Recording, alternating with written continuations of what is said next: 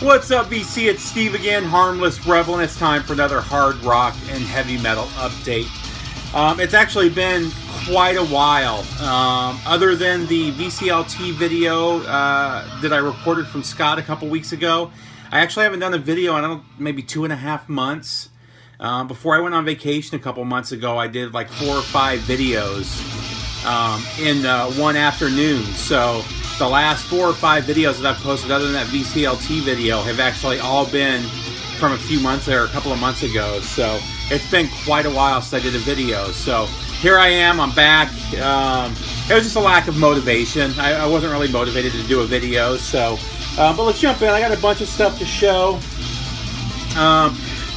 This album is just an ass kicker. I love this album from beginning to end. Very new wave of British heavy metal feel to it. I ran across this band kind of by accident. I don't know how I missed them when this came out a few years back, but I ran across their newest album. I haven't ordered it yet, but I listened to the preview clip and really dug it, so I decided to order their first album and start with that. This is Another Night from High Spirits. Again, this is very much, very new wave of British heavy metal sounding album. This is on High Roller. This is one that I highly recommend. The vocals on this, the vocalist is absolutely amazing. This one's on a really cool gray with black vinyl. I really dig that. Great album, though. Soaring vocals. And like I said, it's just got that new wave of British heavy metal sound. And I absolutely love this album. I've already given it a couple spins. I'm actually probably going to spin this again as soon as I'm done with this video. I really dig that one. Next up, this is the third in the Rocks Underground series. This is Sella from Oracle. A bunch of people have shown this, so I'm not going to get too much into this. This one is number 34 of 150. And this one, let's see if I got it right here. I ordered the deluxe edition, which also came with Desolation Kings, the Oracle anthology.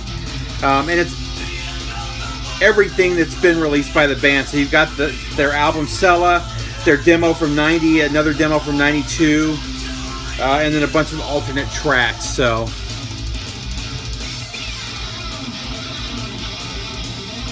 and I honestly, although I love the artwork on this, I wish they would have used the original artwork from this album. The original artwork is horrible. It looks like it was drawn by a 5-year-old, but I really like it for some reason. Now, again, I really do like this artwork, and I think Scott did a really good job with the packaging and stuff on this, but something about that original artwork just really spoke to me. Next up, the second album from just one of the best thrash bands out there. This is Darkness Descends. I have this on CD. I've never been able to find it in good condition on vinyl. This is the High Roller, released from a couple of years ago. Can't remember what vinyl. Yeah, this one's on clear vinyl with orange.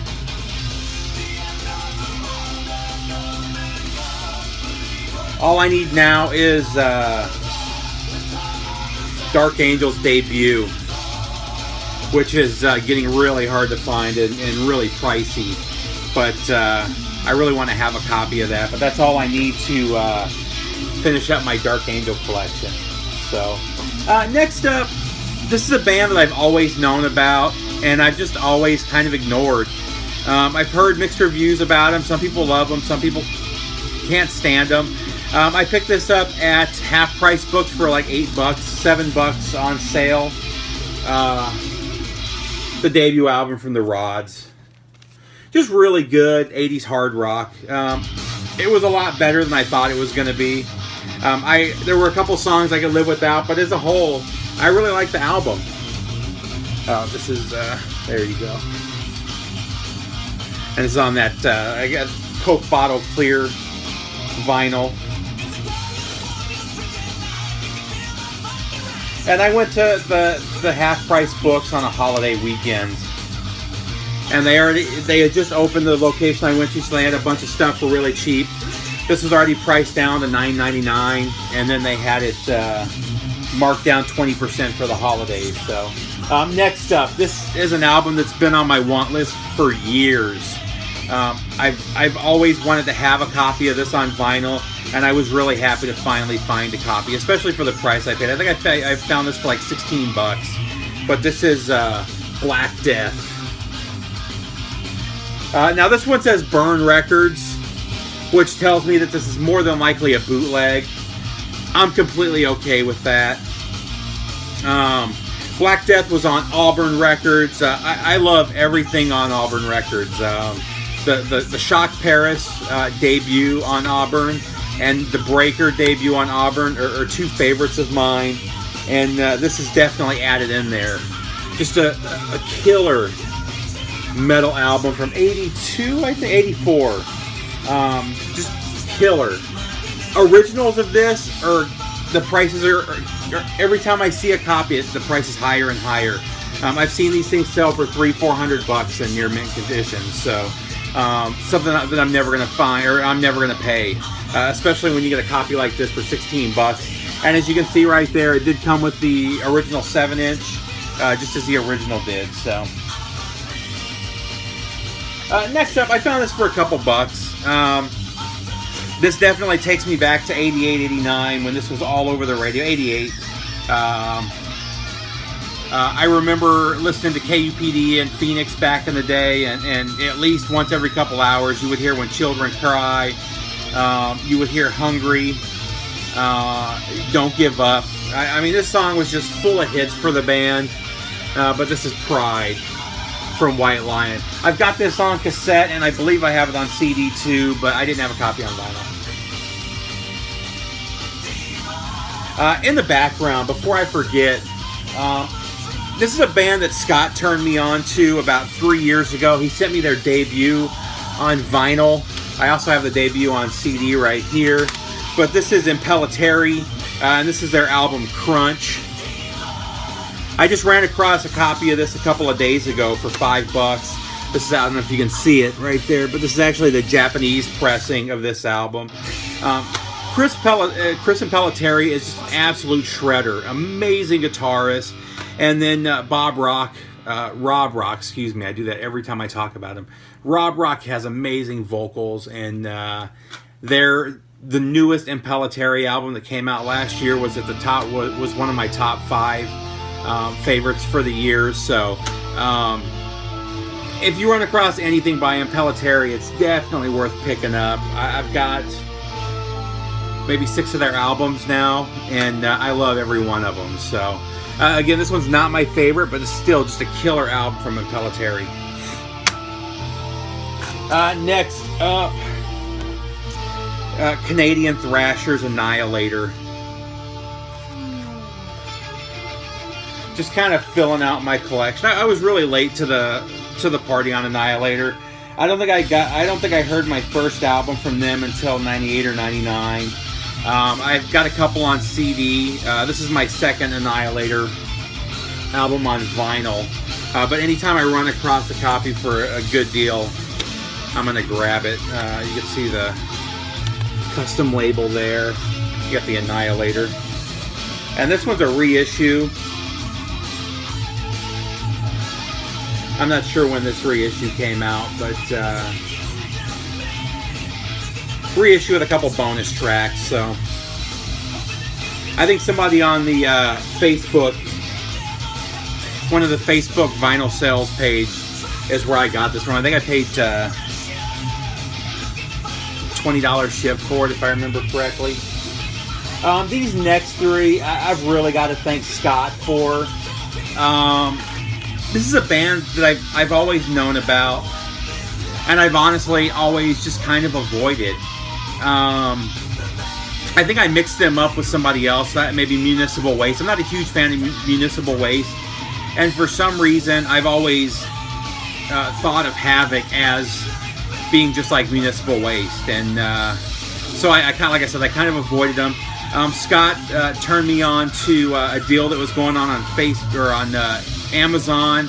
I think I paid $20, give or take, right around $20 for all 3 of these albums in a set. And I'm so glad he did, because I can't get enough of these, especially the first 2 albums. We've got Havoc. This one is Burn. I can't remember if these are on colored vinyl or not. I think they are. Yeah, they are. Burn is on this really cool purple with gold. And it kind of matches the purple and gold and yellow tint of the cover. This is one of the best neo-thrash or new wave of thrash bands that I've run across. Absolutely amazing, especially these first 2 albums. Very much in the vein of New Order and a little bit of Souls of Black era Testament. That era Testament is some of my favorite thrash. But I don't want you to feel like these guys are a Testament cover or a Testament clone. They've got a lot of that Testament sound, but they've also got their own thing that's mixed in there, and they just do such a great job. And Burn and Time Is Up are just absolutely fucking amazing albums. I can't get enough of them. I've listened to both of them 3 or 4 times since I got this a couple of months ago. This is Time Is Up. This was a really cool yellow and green or yellow and blue vinyl. And like I said, I just can't get enough of these guys. Again, very much in the vein of Testament. Now their newest or their most recent album is Unnatural Selection. And what I really like about this too is this particular one. The first 2 are just the 2 albums. This one is Unnatural Selection, and then it's got a second LP, and the second LP is the Point of No Return EP. So other than their 2 self-released EPs that came out early on or back in the 90s, which are impossible to get now, they're both in the $50, $60 range if they pop up. Other than those 2 self-released, between these 3 LPs, you've got all 4 records that they've released. There are 3 LPs, and then the 10-inch EP that they released. So this is just a really cool package. And I can't remember what it was. I want to say it was $20 or $25. I mean, these normally go for $18 a piece. And I got all 3 of them for like $20 or $25. It was one of those things where Amazon lowered the price literally for like 12 hours, and Scott caught it, told me about it, and he texted me like an hour later that the price had already gone back up to almost $40. So it was a really killer deal. I didn't like this one as much as the first 2. Their sound changed a little bit, whereas the first 2 are more that Testament sound. This one, I think they tried to add a little bit of Metallica and Slayer to it, and I just don't think it was as successful as the first 2. Now the 10-inch EP has a couple of covers that are really good. They did a cover of Sepultura's Arise, and then Postmortem Raining Blood from Slayer, so that was very cool. I still really dig this album. I just don't think it's as good as the first 2. I've also pre-ordered their new album, which comes out in January, so I'm looking forward to that too. Next up, speaking of Scott, this is one that Scott sent me a few months ago as VCLT, maybe 2 or 3 packages ago, and I've given this a bunch of spins. I've just never shown it and talked about it. This is Law's Rocket, and I've run across their albums before and never bought them, mainly because of condition. And you can see this one, the jacket's beat up, but the vinyl is in really good shape. This is more traditional power or traditional U.S. metal or U.S. power metal. Really good though. Not a big fan of their name, but the band itself is really good. You dig the outfits there too.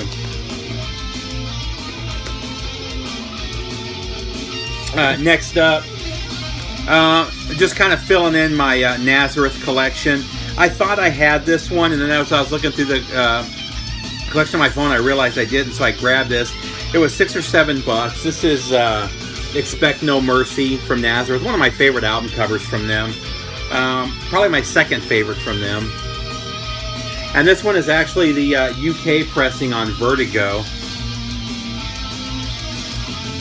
You've got the insert there with the artwork on the other side, and then it's got the Vertigo spaceship logo there. So that was a really cool find and a nice addition to the collection. This actually isn't one of my favorite Nazareth albums, but there's still a couple of great tracks on here, and it's a solid album beginning to end. Next up, this is I don't know if I'd really call it an upgrade. I already had a really nice copy of this. This is actually a different cover, but this is Power and Passion from Mama's Boys. And again, I was at Half Price Books, and they have these reissues from a couple of years ago. And I think I paid $7 for it. Let's see if it says when this came. This is a 2013, and the original came out in '85. Like I said, I do have an original pressing that's in good condition, but